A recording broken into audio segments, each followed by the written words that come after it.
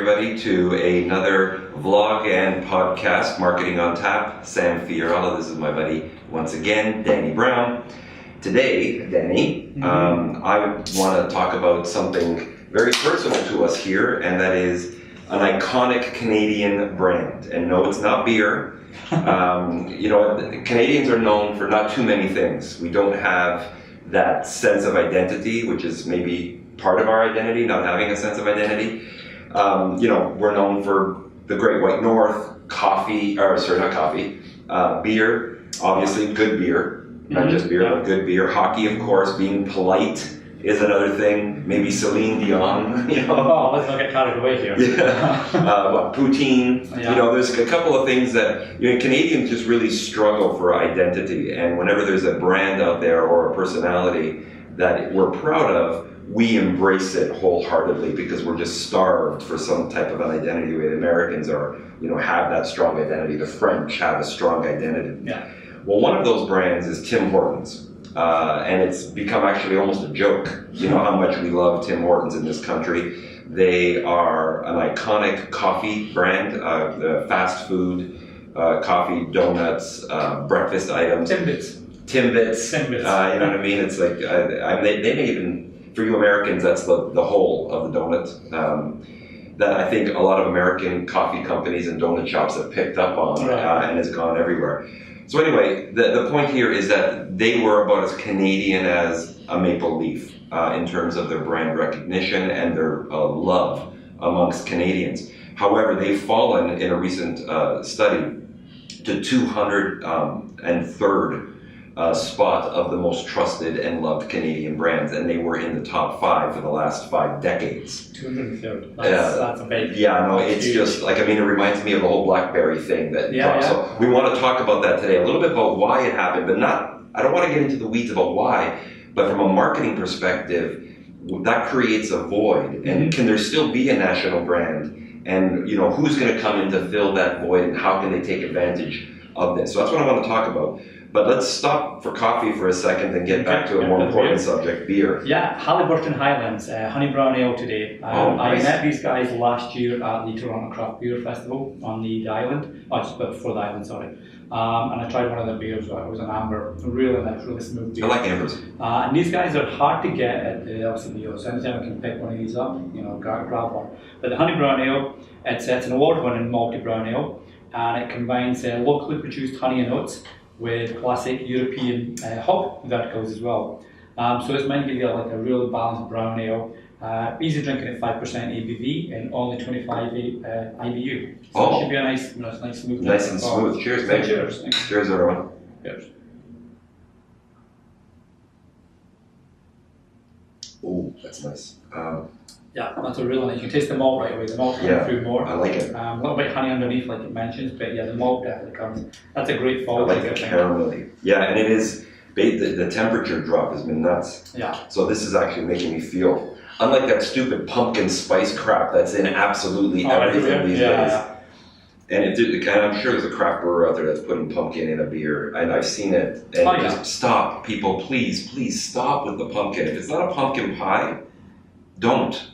Just don't.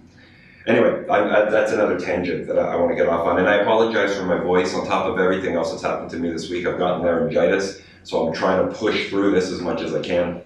So let's get back to Tim Hortons. What the heck?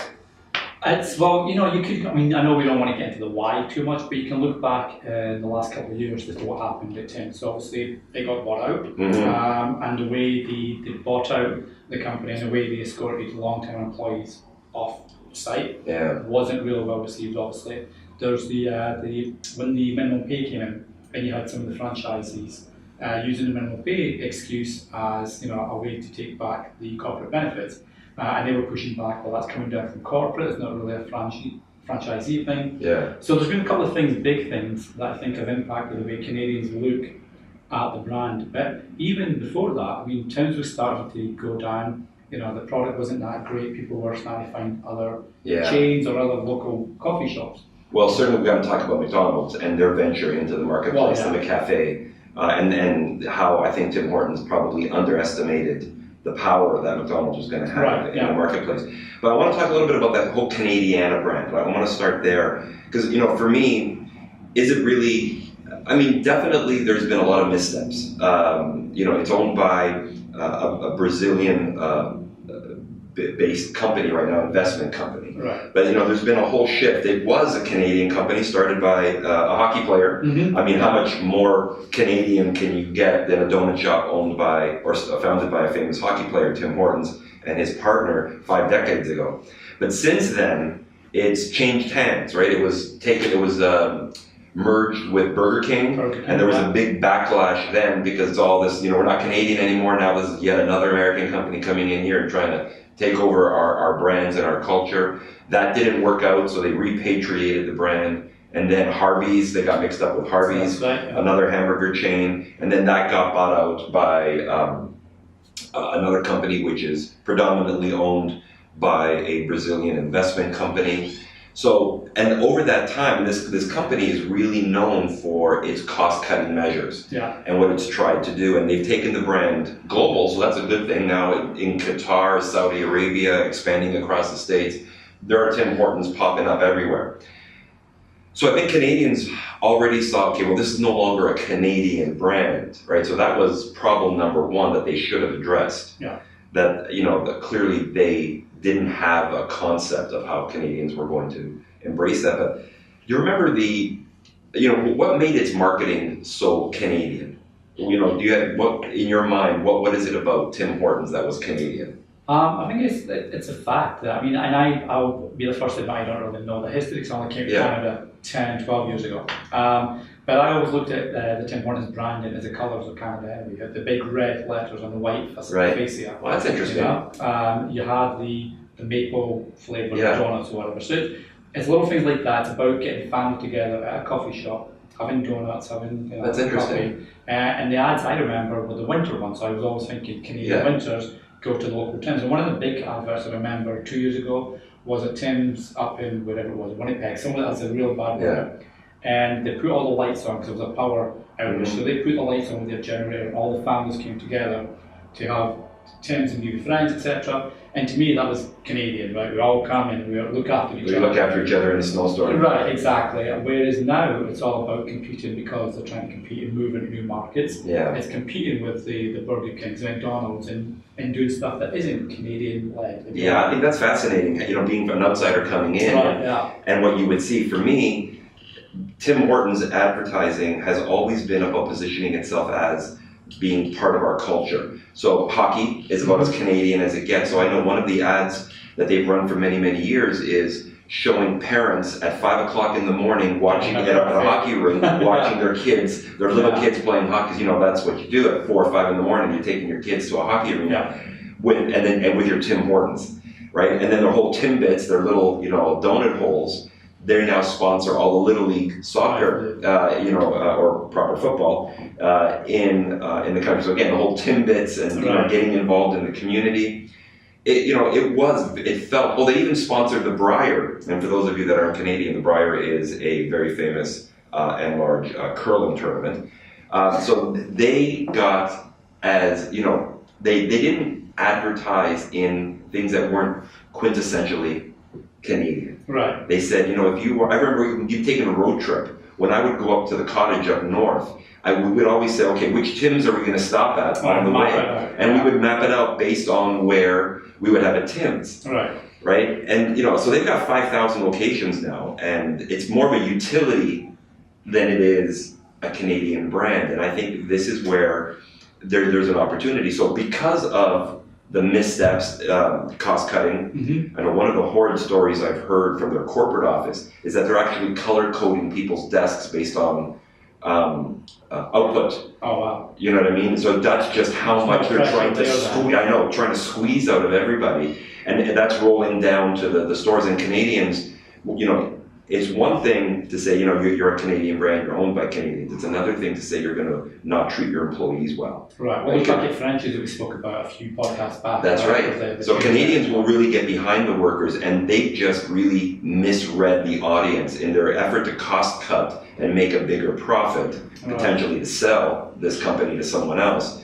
they've really misunderstood or misrepresented, or didn't understand what Canadians were going to appeal to. So between that and they're changing menu items which just aren't keeping track with people's trends, there's been a lot of missteps. So they are still the number one coffee retailer in the country, but they're losing share. In 2015, they had a 90% increase in stock price, but they've fallen flat. They've had actually a 2% decrease. Their brand is gone from the most famous to 203rd in terms of trusted brands, and now of course Starbucks and McDonald's Cafe in particular with their dollar coffees. Which was a promotion. I think they're doing that all the time now. They understand there's blood in the water, and they're circling. So what can another brand do? Whether you're an American brand, a French brand, what can another brand do to come in and replace that, traditionally iconic Canadian brand?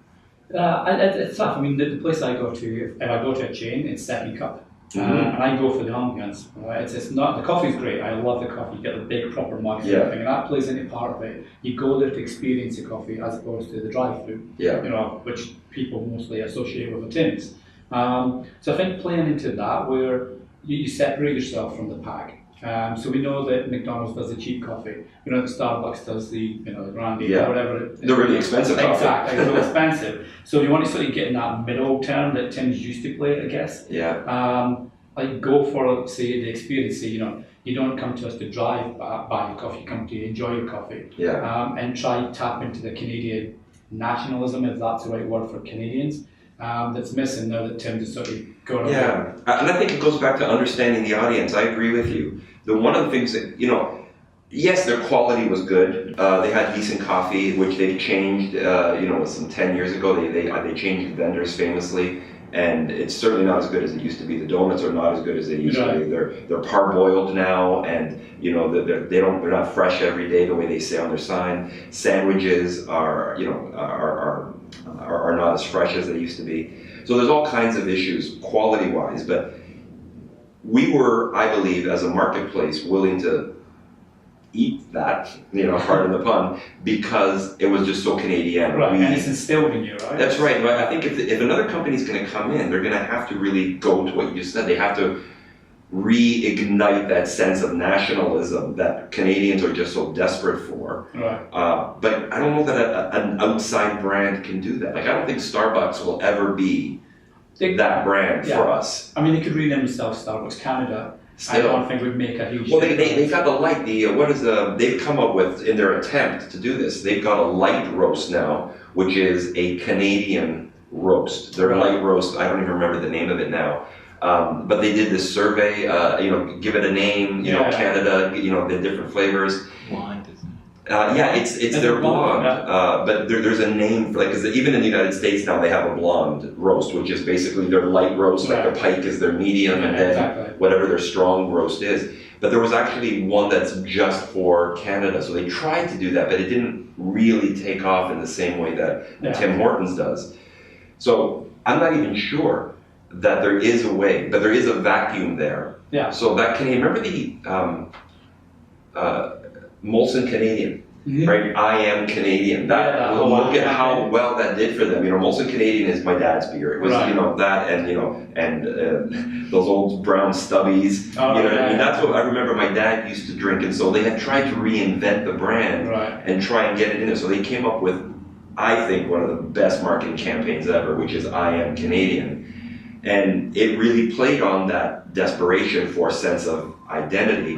Say, if I drink this, I am Canadian, right? And they represented, if you drink this, this is what Canadian means, drinking this. But now today, again, that brand and that product is more popular outside Canada than it is inside Canada, because Canadian tastes are going more towards craft beer, better European quality beers, Trappist beers, things like that. So they've also not been able to hold on to it. So I want to ask you, can there truly be a national brand today? Is that still something that's strong in people, or are we just too global to ever have that back again? I think that there can be. It ties into what does Canada stand for? And for me, it's always been openness and support, like I spoke about earlier, supporting your community. And if a brand can come in and show that yes, we're going to advertise, but we're using locally sourced products. Like Halliburton guys, they use locally sourced, farmers products. So we use locally sourced products. We're giving back to the community. We're not going to give out some faux Canadianism that, hey, we use maple syrup or maple, we know you use maple in your maple donuts, that's what it's called, maple donut. We don't have to be told you use it, right? Just give us the stuff and we'll pick it if we like it. So maybe, play on the Canadian stuff that people relate to, but not shove it down our face. And maybe because Canada is such a multicultural place, everybody's Canadian, so I don't know where we're really going with this, but I know that it's all about Canada's a multicultural place. Yeah. So there's not one defining thing that's Canadian. So tap into all these little things, all these little micro messages going out to all these different micro customers that makes the whole of Canada. Well, I don't know. See, for me, that's quintessentially Canadian. Right. Well, yeah. You know what I mean? It's the fact that we are not just one group of people, that we are this tapestry that makes us, we embrace that diversity unlike almost any other country in the world. And while there's certainly some fringes, that are challenging that right now, like, this populism that's happening all over the world, I think more so than any other country, we are still that one that embraces. So for a brand to sort of fill in this vacuum, it's not just about producing a better coffee, because certainly, there's lots of praise for the quality of the McDonald's coffee. It's at a great price. They don't have as many restaurants in the country as Tim Hortons. Tim Hortons actually has far more physical locations than even McDonald's. But they all seem busier. And they all do seem busier still. But I think even for a McDonald's to come in, I don't think that they could ever, they might even produce a better coffee, maybe at a better price, but they won't be able to tap into the nationalism. So I think that I do believe a brand can regain that national spirit and become a national iconic brand, but it has to be Canadian in some capacity. And if it isn't Canadian owned, then I think what has to happen is they have to get so involved in the community and tap into that inclusiveness. Right. Drinking this product has to be synonymous with, coming together, like that old Coke ad that we talked about last week in the podcast. Those Christmas ads about everybody coming together around a Coca-Cola. I think that has to happen, and especially in our hyper-political times with the divisions that are happening in our conversations right now. Any brand that can do that will align itself better. I think that would really work. Just don't hire Kylie Jenner too. Yeah, don't hire Kylie Jenner. No, someone's going to actually go and do that and prove us wrong. So do you think that they underestimated, of all the problems that happened, this is also ties into a branding issue. Did they underestimate the effectiveness of the McCafe or the power that they were going to have to bring coffee, an alternative coffee into the marketplace? Yeah, I think you can tie it perfectly back to BlackBerry when it was there. And when Apple was about to introduce the iPhone, and famously the CEO called it a toy. Yeah. So definitely underestimated it. And history repeats itself. You look at Tim's probably looking at McCafe thinking, well, it's a fast food drink from a burger guy. Yeah. It's not going to be like our coffee. But like I said earlier, their coffee hasn't been as good for the last 10 years anyway. So I think they definitely did underestimate McDonald's marketing budget, because they've got money to throw, they'll take hits. Yeah. And how they could actually go after the audience they wanted to go after, and where the locations are, the promotions and all that. So yeah, I think they definitely underestimated it, and that's showing in their sort of fall from grace, if you like. I know what, I agree. And I think that the BlackBerry analogy is a brilliant one to make, because for those of you that remember, BlackBerry, iconic Canadian company, they invented the smartphone. They were one of the most successful companies, that Canada has ever put out, and it was like the #1 smartphone manufacturer in the world. And in many parts of the country, they still are the world, they still are pretty strong. But they died literally overnight. Yeah. It was just, they went from making millions of dollars to losing millions of dollars over, like in the matter of 1 quarter. And it's because they underestimated the power of personal productivity and entertainment on a phone. Over security. Or combined with security. Right. They didn't realize that the demands of the audience changed, and they didn't. Yeah. Their marketing didn't change with it, and their product didn't change with it. So I think there's a lot of similarities with what's going on now with Tim Hortons, where they're trying different products, but it's not appealing to the new audience, in the way that they want their thing. So I'm getting the... Thank you, Stephen, for our bell. Last call. we're being cut off. I got so much more I want to talk about with this, but they're trying to keep us on a time limit, and I think my voice probably would appreciate it. So I'm going to leave it to you to start off. What do you think? Final thought on iconic Canadian brands or iconic national brands in general. Can they still exist, and what's it going to take to keep that power going? Yeah, I mean, to your point, I think they can exist. I struggle to get like really national brands because I think that can go either way because of division, etc. But don't try too hard. Don't try and push your nationalism. Canadians know, or any US Brits know, anybody. They know a brand has been sincere about their roots, etc.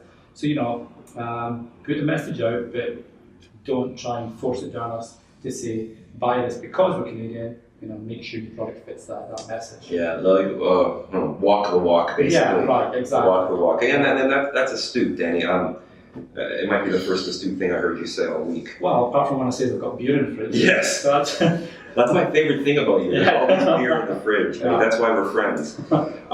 For me, the final thought I think out there is, don't forget to listen to your audience. Don't rest on your laurels. I think we talked about that a couple of weeks ago when it's like a brand, when is a marketing campaign dead? Yeah. You know what I mean? Like, when do you have to move on? And I think, when this, between the merger with Tim Hortons or with Burger King and then Harvey's and now the Brazilian company that owns it, they went so far into how do we make this an international brand, and how do we squeeze more profit out of this thing, that they forgot to listen to their changing mood of the audience, right? Canadians are moving on. Like every country, there's a millennial population that is interested in the Starbucks vibe, you know what I mean, or the second cup vibe, where you're going in there and it's a little bit more about the being seen.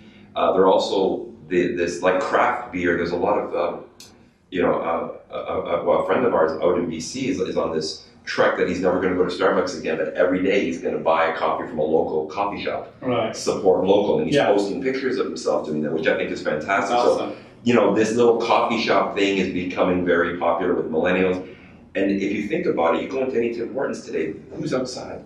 Yep. It's the utility trucks.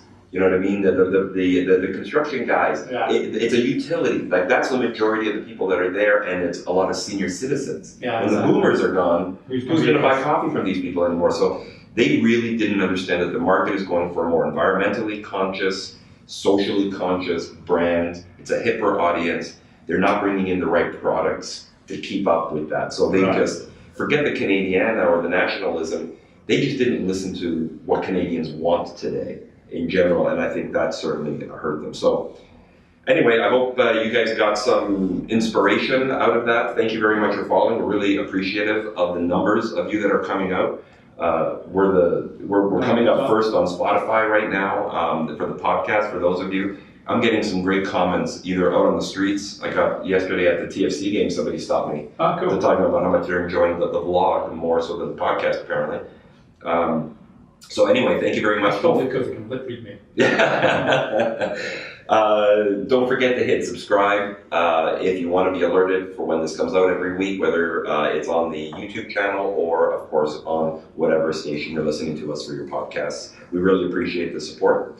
Until next time, thank you very much, everybody. Danny Brown, Sam Fiorillo. Cheers. Cheers. Cheers.